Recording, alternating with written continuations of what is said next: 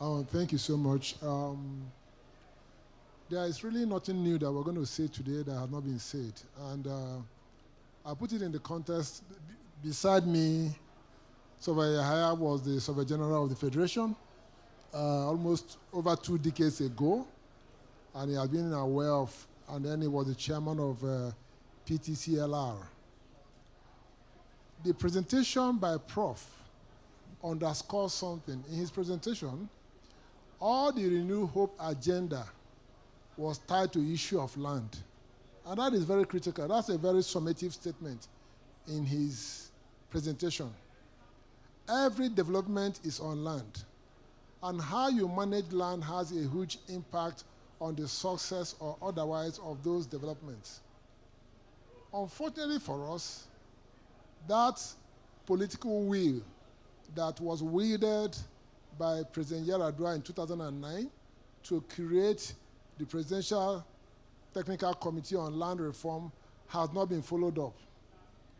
We have a major problem, and that problem has to do with the schism between financial policy domiciled with the executive arm at the federal level, while the issue of land management is on this residual list and is being handled by everybody. We have that problem that many of the estates that were developed across the country, currently now we are doing over 400 units in one place. We don't have the C of O over that place, not to talk of other titles that we used to devolve to. And that is almost about a year into that project. We are finishing, people are supposed to enter into it maybe by December, but there is no certificate of occupancy. We cannot create legal mortgages over those properties. So that for you is a major problem that we have. And the origination is the fact that the political way to drive an inclusive development, both in terms of financing and in terms of the policy of land management, has not been addressed in the country. Today, at the federal level, all the Renewed Hope agenda is about to suffer some form of challenge because the issue of land management is not being addressed. At the subnational level, it is even worse because they are not aware of the impact of what is happening. Every focus has been on taxation and revenue generation, not on how to empower the private sector, or not on how to empower the use of land for collateralization, and how to ensure that land, the transaction time and transaction cost on land management is reduced to the barest minimum. Over the years, we were able to do that with CSCS concerning shares and the stock market. And that made it to be a destination of choice for investors. Until we are able to do the same with land management as it pertains to housing, we are still going to have a mighty problem with our quest to have Renew Hope housing and many of the other projects that we're already on as a nation. I would like to stop there and allow others to make their contribution. Thank you so much. Thank you, Surveyor Chime. Unfortunately, when the Land Use Act was I always say that when the Land Use Act was enacted, the consent provisions was meant to aid planning and things like that. Unfortunately, most state governments have imputed revenue generation philosophy into the consent process. And that is why we have quite a number of the issues that we have today. In some states, agencies have targets, and you pay at every point, and that invariably compounds the costs of the project at the end of the day. We discover that by the time you buy your land, before you perfect your title, you do consent, you pay stamp duty, you do registration. You have incurred sometime between 10 to 15% of the capital value of the land, and all those they add to the cost of doing your business, which is really not very, very friendly for the sector. I'm going to come to you, Surveyor Collins. I hope I'm right.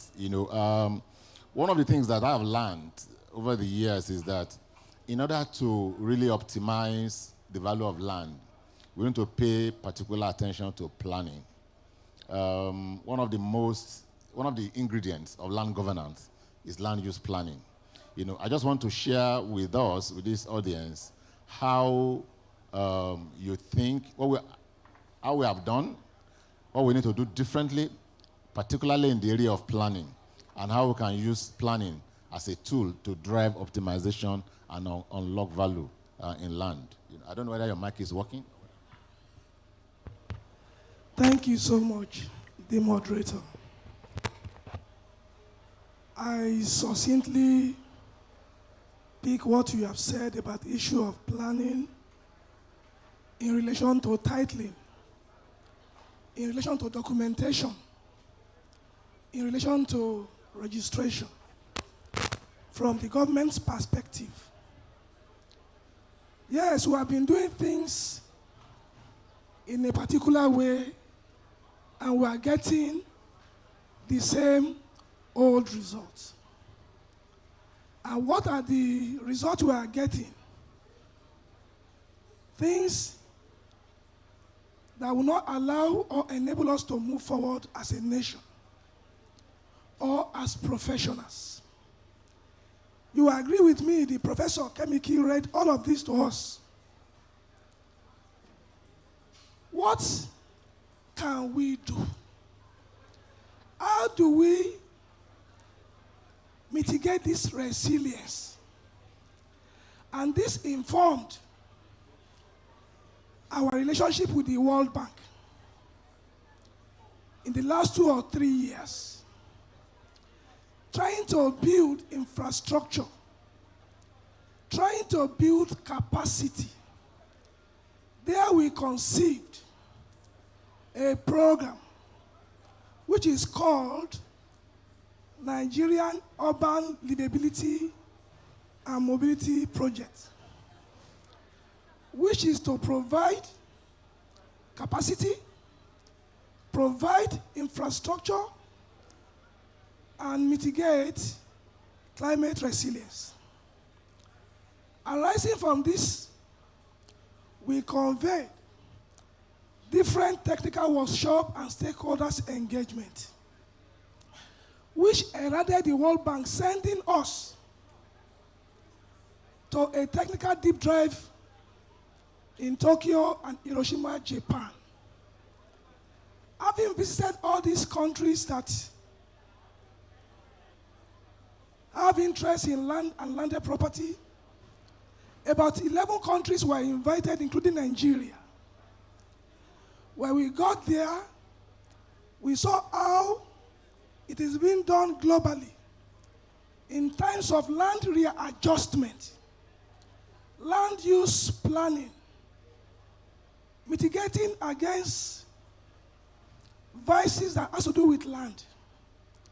Quickly, we study what is obtainable in Turkey in terms of land cadastre. We study what is obtainable in Victoria in Australia. We studied what was obtainable in Bogota and a host of other countries. From there, we conceived a program in partnership with the World Bank, which is called Nigerian Land Titling, Registration and Documentation Program. How do we go about it? This is to encourage us in terms of infrastructure development and capacity building. We held the first stakeholders engagement in March this year. At the conference or stakeholders engagement, it was read to us the potential and capacity of every state, their revenue generating profile. The question you ask yourself is, can they attain this? Why are they not been able to achieve this revenue potential? They require infrastructure in terms of provision of cadastre, in terms of building their staff, manpower, and a host of others. Having due regards to this, we are selecting states on a pilot scheme who will be the first beneficiary of this capacity building program and infrastructure provision from the World Bank. We are a stakeholders engagement, and the Lagos State government is hosting this program. What are we trying to do? Synergize with the states, look at their problems, encourage them, and make move across the country. We have built a concept note. Added to that, we have designed a framework that will enable the state to connect into building this infrastructure with the aid of the World Bank and other donor agencies. These are the things we are bringing up in trying to mitigate these challenges of land titling, land documentation, and mitigating against resilience. If I may stop here, sir. Thank you. Thank you very much, sir. I'll come to Surveyor Mohammed, and I'm just going to ask you to share with us from your perspective, particularly, Surveyor Collins has mentioned the issue of how we're trying to empower the states. But there's always a fundamental problem. The Land Use Act vests all land within the territory of each state in state government. A lot of states openly declare that land is their own oil, and they don't want to yield control or surrender control at all. Now, in all these engagements, how do we marry the obviously contradictory positions of the federal government? I know some land is reserved for the federal government subject to Section 1 of the Land Use Act, but that issue is there, except we don't want to mention the issue.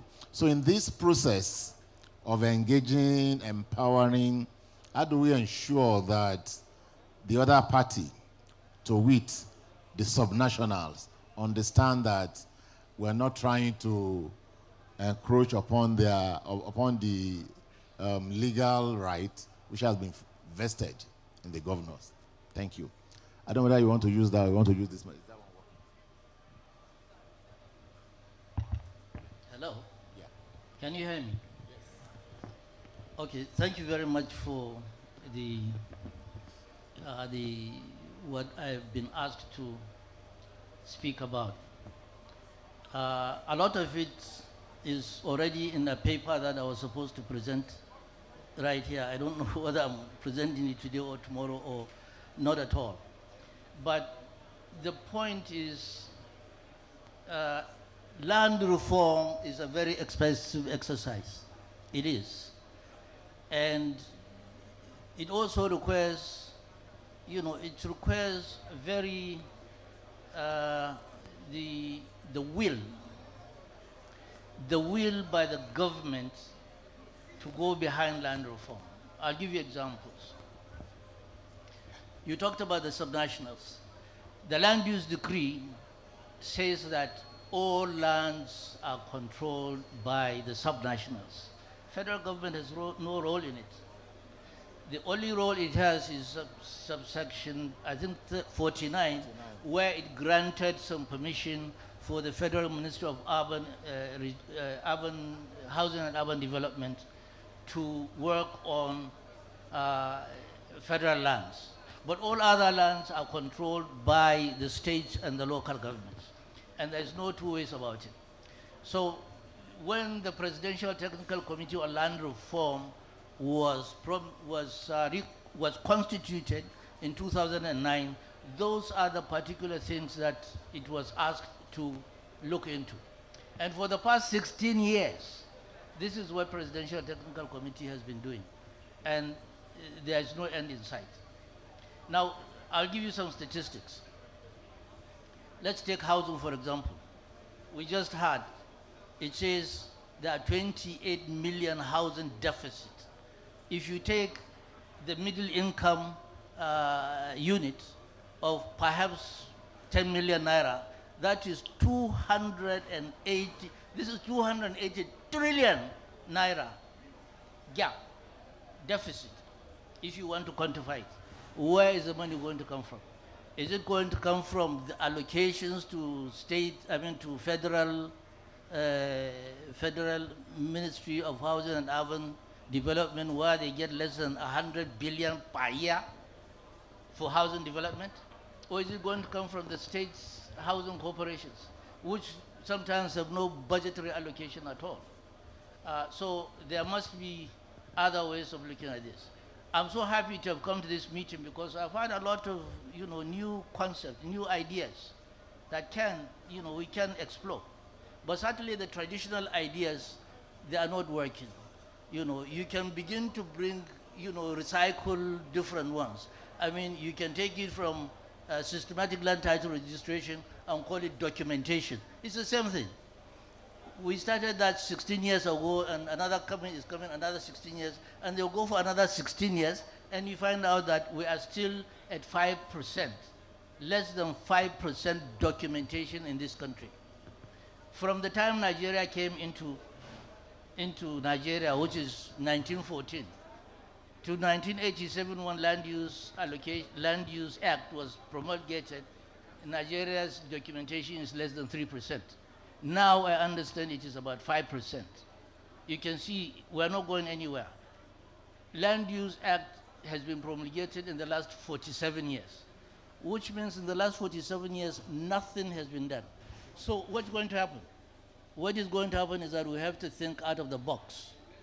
We have to think out of the box. And to think out of the box is to see how are you going to find the kind of funding that will make these things work. And to do that, the paper I was going to present is titled Unlocking, about 1,500 trillion naira that is locked into real estate. It's locked. The only reason it's locked is the real estate has no documentation. Okay? So if you are talking about such money, and for 16 years since the Presidential Technical Committee for Land Reform was enacted, the government was unable to provide capital, the total 16 years. They do not provide enough capital allocation to do a systematic land title registration of only one local government out of the 800 local governments in Nigeria. This is 774 local governments plus the 6 area councils in Abuja. So, I mean, the thing is not easy. But we have to think out of the box. And to think out of the box is, I heard the minister sitting down there earlier and saying that in the next 5 years, he is going to try to unlock about 450, so 300 billion naira, dollars, which is about 450 trillion naira. In 5 years, he says. The proposal we are bringing is for Nigeria to unlock the first 100 trillion naira in the next 5 years. And even to do that, the kind of what the government has to do and all of us here, and I'm so happy that I've got a platform like this. I have never had the opportunity to get informed people like this particular group, and I thank the organizers for inviting me here. I've heard so much, I learned a lot, and I can see that, yes, with a group like this putting together, you can actually become the arrowhead of making this happen. Thank you, sir. Thank you very much, sir. Thank you very much, sir. I'm going to ask the same question so that Reverend and Prof can intervene.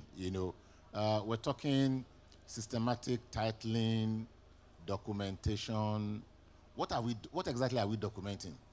Because you have to before you document title, what title are we documenting? And I want us to look at it in the context of a Land Use Act, which was enacted 47 years ago. There has been no major reform to it today. The whole world has shifted. We've had several dynamics changed. COVID has come and gone. Land Use Act is still where it was since 1978. You know, so in the context of what you are doing, sir, and in the context of the various rights, you know, and you know, because we have to think of the first registration and registration of subsequent transactions. You know, that is where the real issues are. You know, so what exactly are we doing, and how do we think that will help us to achieve what we are talking about?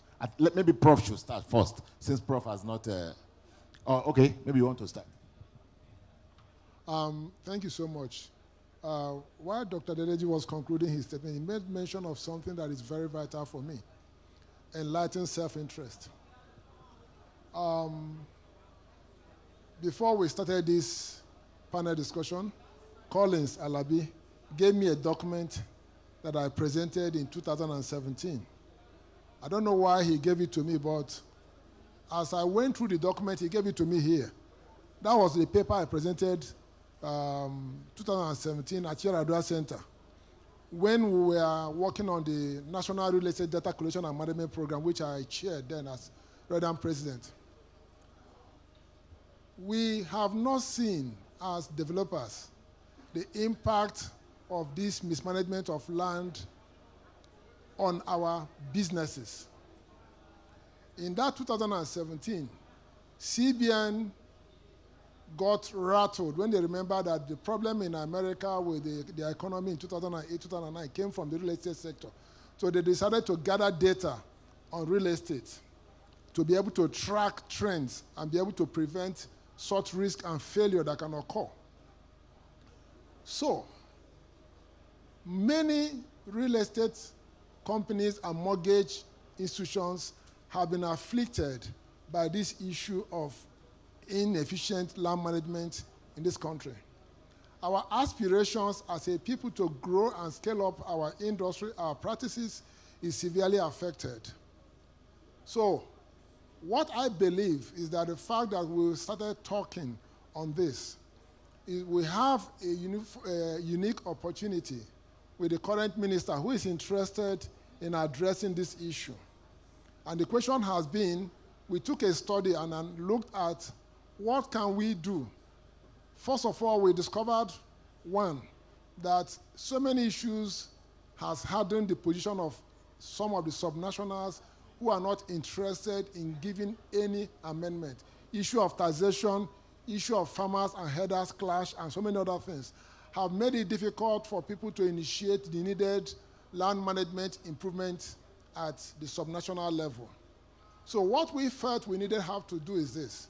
There are some administrative changes and there are some peer review mechanisms that we can introduce to make it possible for them to see the need to change the practice.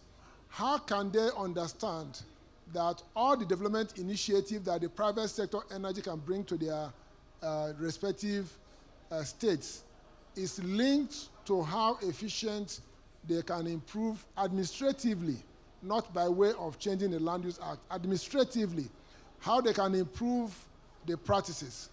A given area is the issue of GIS introduction. How can you use technology to speed up the process? Lagos is a leading example. A key example is Nasarawa, who have been able to reduce the time lag, the transaction time of processing of CFO from 6 months to 30 days, and are still trying to work it down. We, who are in the sector, who are affected by this unique challenge that we have, need to get together, because I'm the part of the land reform set up by the current minister, but there's no funding. So all of us have had to use our private funds to run the system.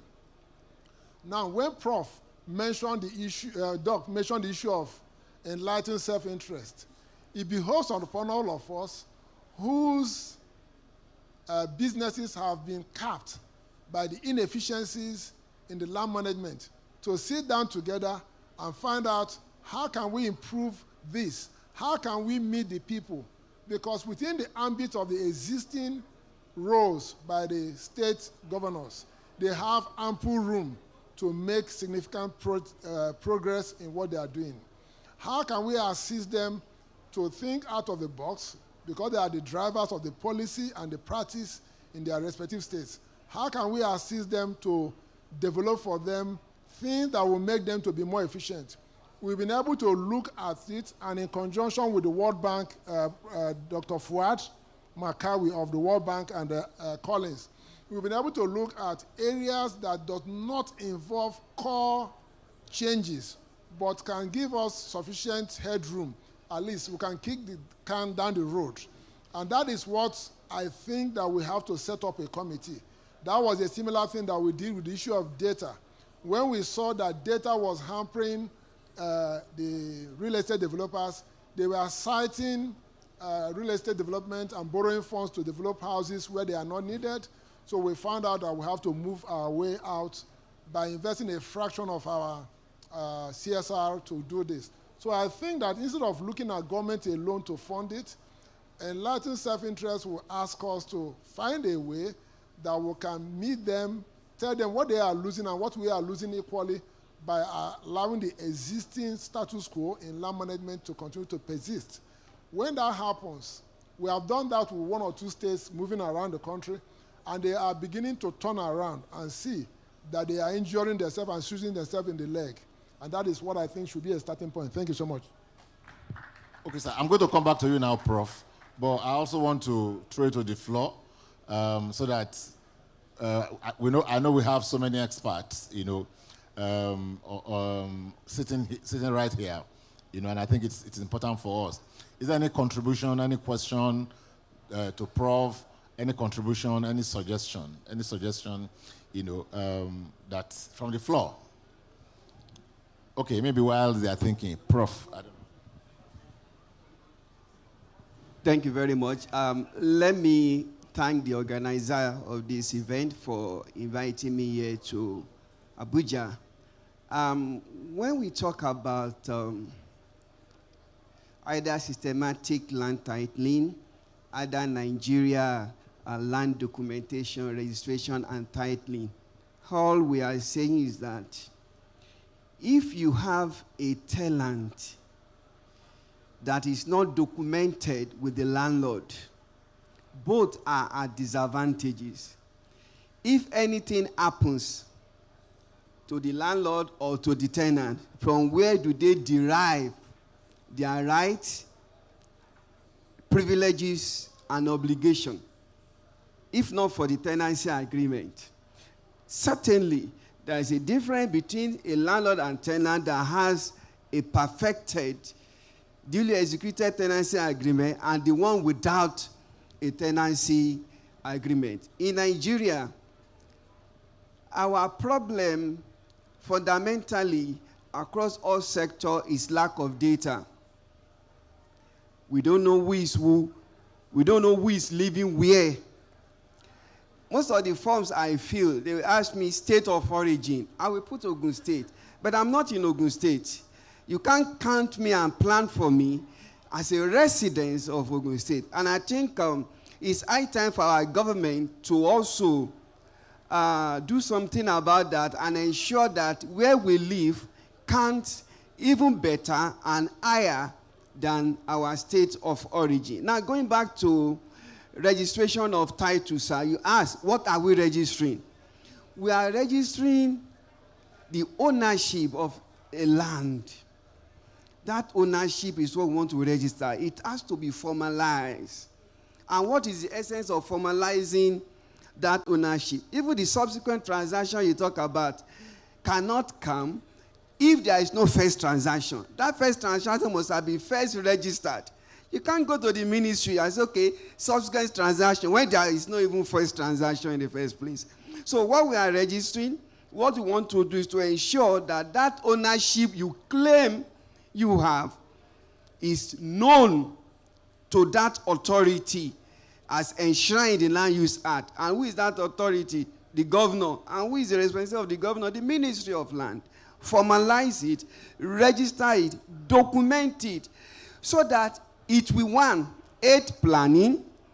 Number 2, you will be recognized in case if acquisition is to take place. Number 3, it boosts the value of your property. if there are two property, one with a registered title and one with a local title, which one will you prefer to buy?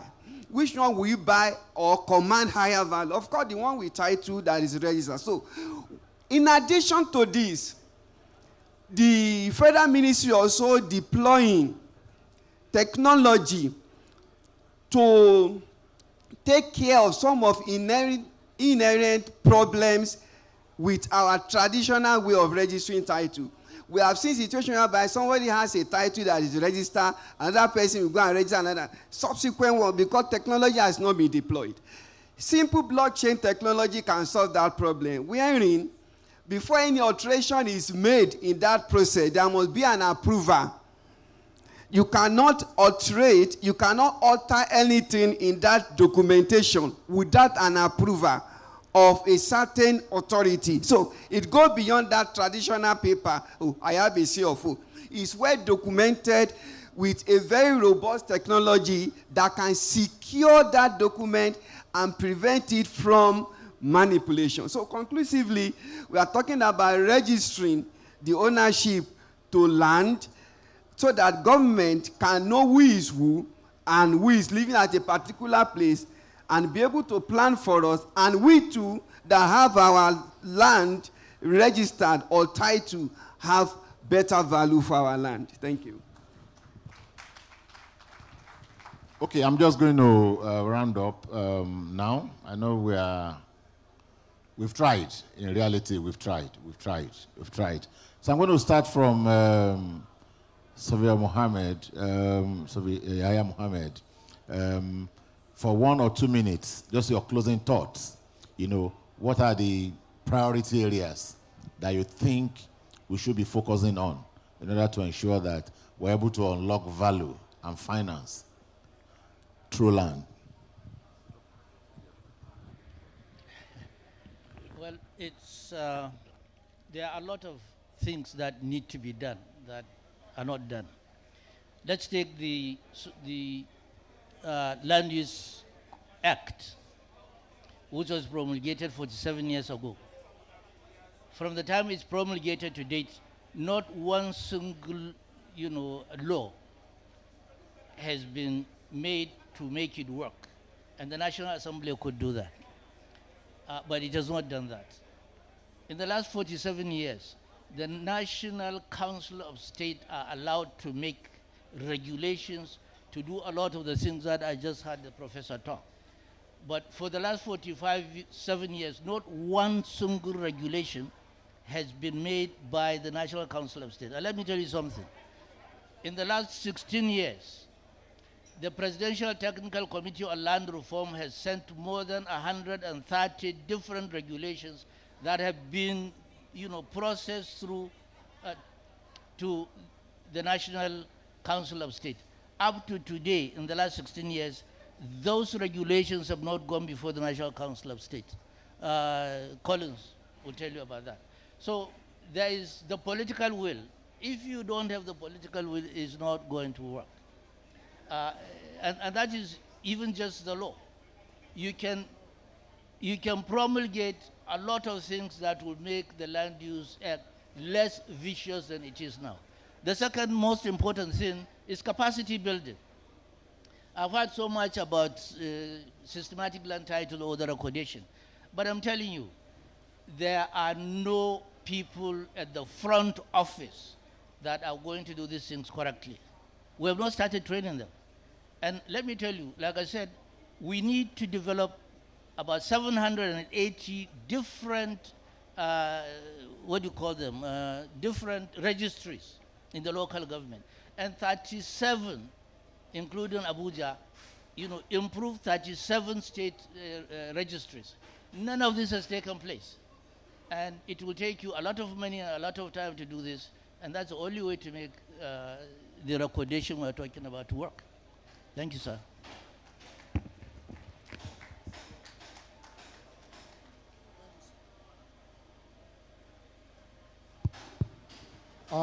The first thing is to thank all the stakeholders who have not given up on the sector. I'd like to appreciate that because it can be very daunting The second thing I would like to say is that with the passage of the tax law in this country, we must be able to appeal to Mr. President to look at the issue of land management as something that is very key to unlock the socio-economic growth he wants to do for this country. It's not something that the ministry alone can do. Mr. President must come in to see how we can unlock and remove the challenge we have to our socio-economic development. The third thing that I would like to say is that as practitioners, NMRC did something some years ago.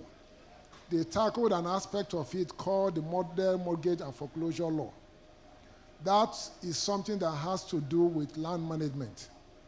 If other institutions like Federal Mortgage Bank and similar institutions like even MRIF or Family Homes Fund, they should come together and pool resources together to tackle aspects of it, because we are the ones that are affected. They can work that in conjunction with RIDAN and MBAN to see how we can remove this cap, this limitation that we have over our various businesses. Number 4 for me is that we have to not to continue to appeal to the state governments. What we needed to do is to gather data on the efficiency of the land management across the various states and begin to publish a peer review report that shows how it is that some states are a better destination of choice for investment because of the improvement they have done on their land management. That will be a sound warning to those other states that are subnational, that are not willing to do anything in their state. Until we do that and then be able to show it clearly as their report card, they will think that they can hold the destiny of their people and the whole industry. Number 5 is for us to report the huge impact that it has. As I speak today, many of the loans that have gone bad in Federal Mortgage Bank and many primary mortgage banks, they cannot be salvaged because some of those things were created on what they used to call then not legal mortgage, but they call them registrable, equitable mortgage. And those equitable mortgage can never stand the test when they crystallize, when the loan crystallizes. So we have billions of losses currently in the country because of this poor land management. And we need to be able to publish it and tell ourselves this is the state of the affairs. As a result of this inefficient land management, we are losing billions of bank money and other funds. And finally, I think it is so important for us to begin to publish advocacy instruments that bring to the fore the challenges that we have globally in the real estate industry, in the mortgage industry, as a result of these inefficiencies. It's not getting out there. People are not aware of what is happening. They are not aware also that the pricing of some of the loans they receive from banks for commercial development is related to the risk assessment they have as a result of this challenge. Until we're able to tell people that we have a catch-22 situation on our hand, you want to reduce the cost of funds and be able to have fund inflow into the sector. It can never happen because it is a veritable risk. The risk index is very high compared to other areas. So we need to start talking and telling people this is what you have done because of what you could have done to unlock this sector. Thank you so much. Thank you, sir. Thank you very much, sir. I want to clear a doubt. There is no ambiguity between the powers conferred on the governor by the Land Use Act in Section 1, subsection 1A to E of the Land Use Act. They are effectively performing that power, and that of Section 49, subsection 1, that confers the power on federal titles of federal government land, is for each and respective government at different level to obey and commit themselves to such obligation. This will enable effective sound land management. That is on one side.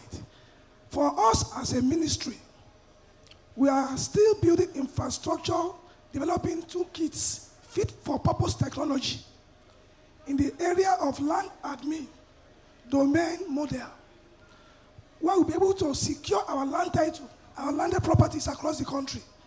That we are building clusters across the country, knowing what we have, and we are inventorizing our landed properties as a government, despite encroachments by state government and community.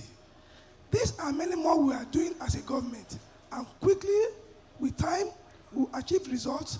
And as well, we are still building relationship with states in terms of collaboration, advocacy, and sensitizing them about the needed program we have at hand, so that when they partner with us, they will be the beneficiary of it all and raise the base of their citizenry. Thank you very much, sir.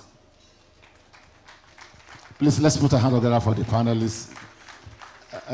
Just two or three things I just want to say by way of my closing remarks. Number one, when I saw this topic,